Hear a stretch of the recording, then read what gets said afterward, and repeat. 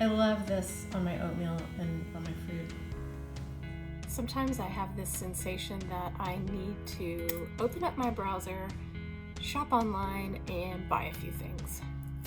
It feels like a need, like I need to do this, I need to acquire things. It is not a need. I don't need to. I don't need anything. I need to get rid of things. It's a self-soothing behavior.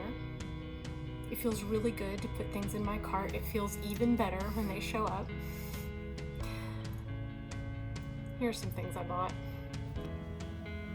This is what I eat instead of pasta. If you are a normal person with normal taste buds, this might not taste good to you. You might think it's weird.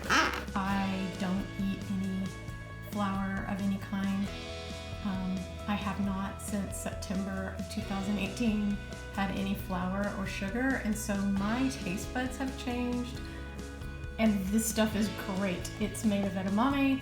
I don't indulge in it a lot because I have to order it. It's not available in my grocery store. I eat this as a protein. It's so good. I'm really excited. Yeah, I get excited about food. These are fluorite string lights. Oh, they're gonna be so pretty in my living room. Oh, I don't think I have any batteries. I wish I had batteries. Okay, this is cool. I got this nightlight. It changes colors and it's a Bluetooth speaker. So when I go to bed at night, if I want to listen to a healing meditation or some crystal bowl music, I don't have to have my earbuds in. I don't have to have my phone in the bed with me. I can just play it on my nightlight speaker. But the last thing that's in this box is the most exciting thing. I'm unreasonably excited about it. It is a 6-pack of Nut Pods toasted marshmallow. So here's the thing about Nut Pods. It is my very favorite non-dairy creamer, non-sugary creamer for coffee. It's made from almond and coconut milk. It is so good. I love Nut Pods. At my grocery store, they have the original flavor, which is just, plain. They have vanilla, which is what I usually use, and occasionally they have hazelnut. I didn't know that Nut Pods even made toasted marshmallow, but they do. So I got some. Look, it has a tiny remote control.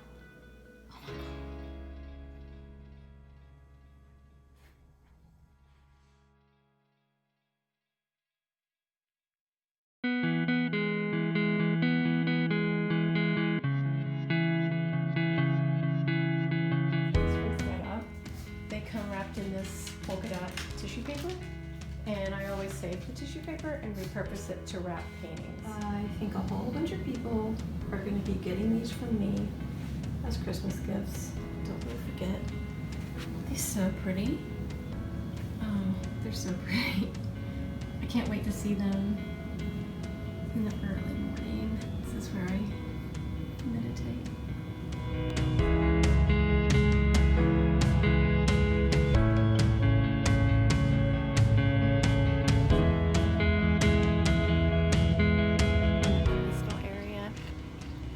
Really pretty right now with the evening sun.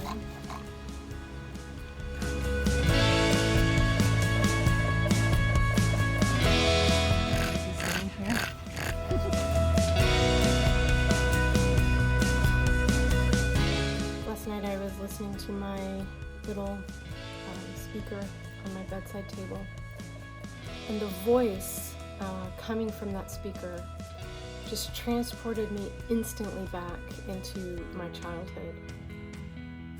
Growing up, I was very close to my maternal grandparents. I saw my paternal grandparents about twice a year, but we always went to their house on Christmas, and my grandmother would give matching gifts to me and my brother and our cousins. And one year she gave us clock radios, and they were big, and they had the clock had real numbers like on cards that would flip over. You could actually hear the cards flipping. They made a little clicking sound as they flipped over. And I loved that clock radio, and it was really significant to me because I had a lot of fear at night. We lived out in the country. My bedroom was on the front of the house. I had heard that there was a spray that someone could spray on your windows and they could break the glass and you would not hear the glass break. And I was very concerned about someone using that spray to get in my windows. In the 70s, people talked about kidnapping a lot, and I was concerned about being kidnapped. I was moderately concerned about alien abduction. I was fairly certain that someone with a big poison ring was going to come in the middle of the night and open up the ring and dump the poison in my bedside glass water. And I had a very unreasonable fear of Gene Simmons. I thought he was hiding in my closet and was going to come out at some point in the middle of the night. I had a lot of anxiety at night. But when I got that clock radio, it changed everything because I could turn the radio on. I could choose the channel that it was on.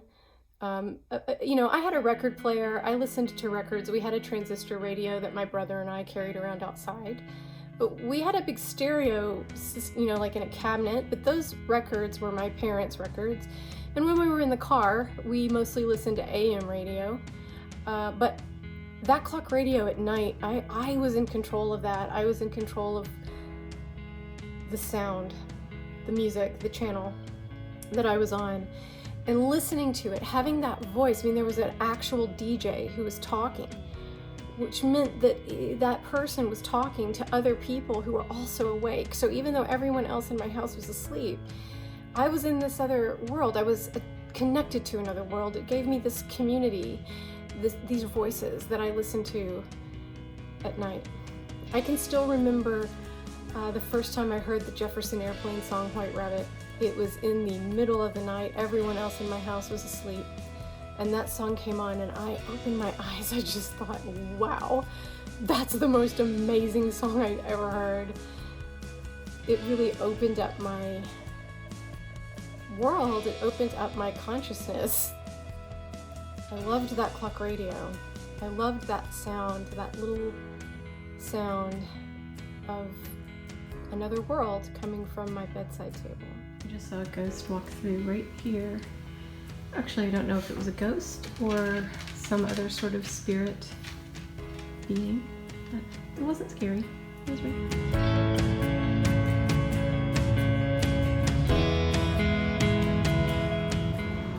So I finished a commission this morning and I have 2 more that I am starting. I needed canvas, so I did curbside pickup from Michael's, which I'm so grateful that they are still offering that. And I know it probably makes life harder for the employees because they have to manage everything they're doing inside and also bring out stuff, but really grateful to have that option to not have to go in. I also got some pastels. I just, you know, I put them in my cart. Michael's is one of those places for me, even when I'm shopping online, that things just hop in my cart. So that'll be interesting. I have this really beautiful, huge journal that Tracy bought for me over a year ago, and I've never been able to work in it because I don't want to mess it up. But I really want to work in it, so I think I might be gonna use pastels.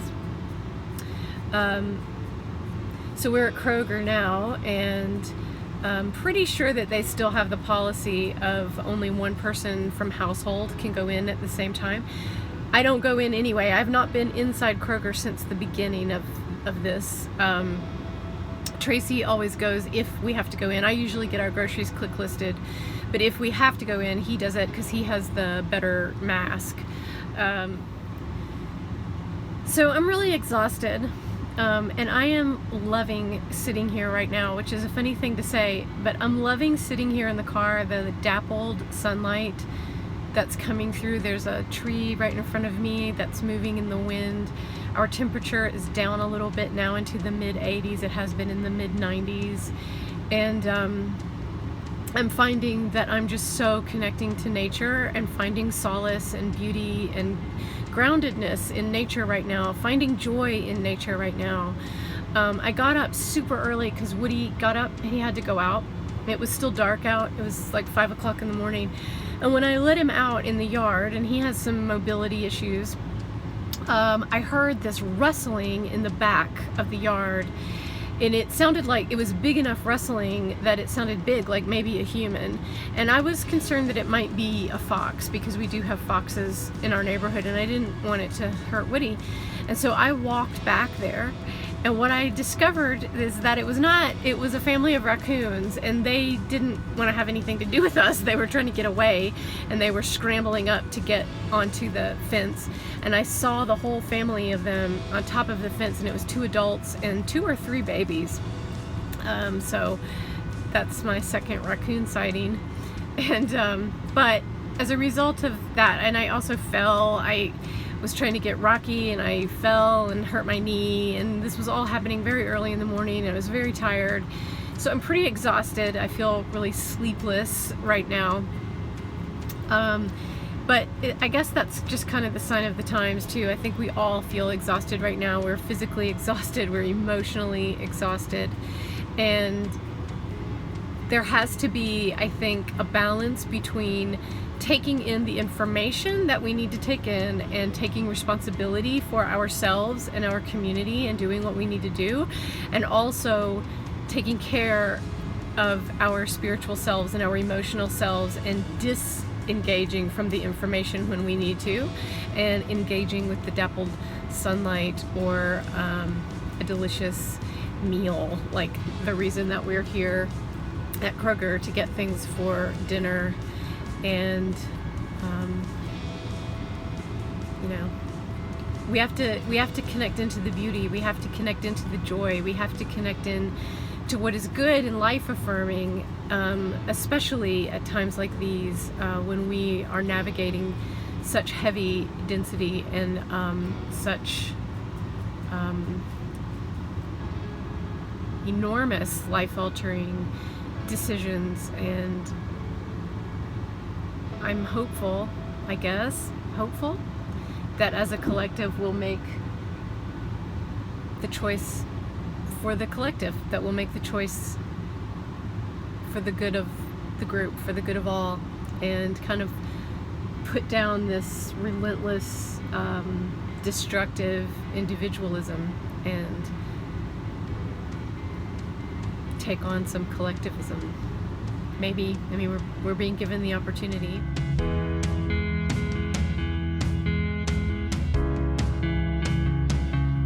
Instead, right now, and watching anything that has a plot. We're watching a lot of YouTube travel videos, just people walking around places. And we watch this wonderful guy who feeds raccoons every night. I'm thinking about adding another streaming service actually, but I can't decide. I ordered some crystals to hang in this magnolia tree.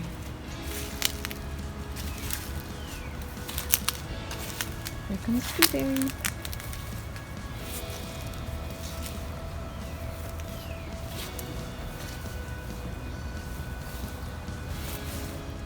Come on in, Bubs. You want to come?